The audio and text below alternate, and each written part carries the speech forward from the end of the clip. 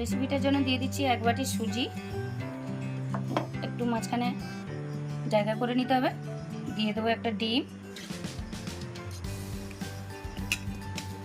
দিয়ে দেবো যতটা সুজি নিয়েছি ততটা পরিমাণ চিনি দিয়ে দেবো।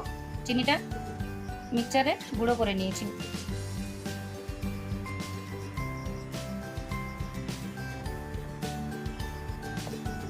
দিয়ে দেবো স্বাদ মতো লবণ, অল্প করে একটু তেল। ভালো করে মেখে নেব। এবারে ভালো করে মাখিয়ে নেব সবগুলো একসঙ্গে।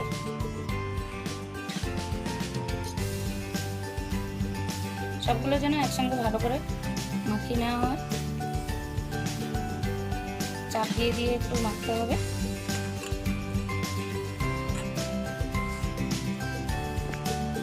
মিশ্রণটা একটু টাইটে আনার জন্য একটু ময়দা দিয়ে দেবো।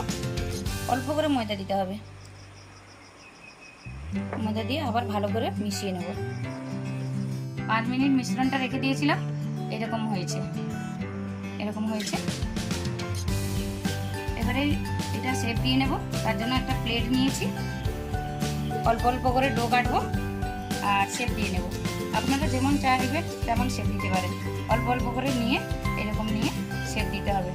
হাতে একটু ঘি মেখে নিয়েছি, তার মধ্যে তালুতে এবং চাপ দিয়ে আস্তে করে গোল করে শেপটা দিতে হবে। আপনারা আপনাদের পছন্দ মতন যেরকম শেপ দিতে পারেন।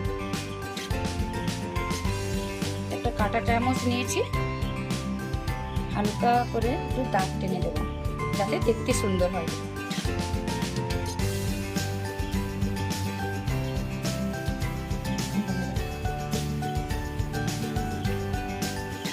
আমি তাহলে এরকম সবগুলো করে নেব। তেলটা হালকা গরম হয়ে গেছে। এবারে আমি যে শেপগুলো করে রেখেছিলাম সেগুলো দিয়ে দেবো একটা একটা করে।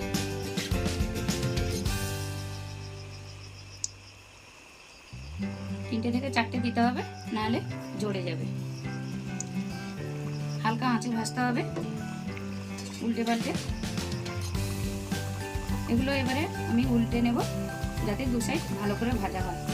হালকা আঁচেই আছে বন্ধুরা, তেল হিট করা যাবে না, তাতে পুড়ে যেতে পারে। হালকা আঁচে ভেজে নিচ্ছি।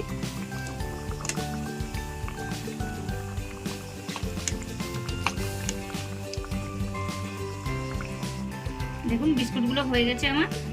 একটা একটা করে প্লেটে তুলে নেব। এবারে কত সুন্দর হয়েছে।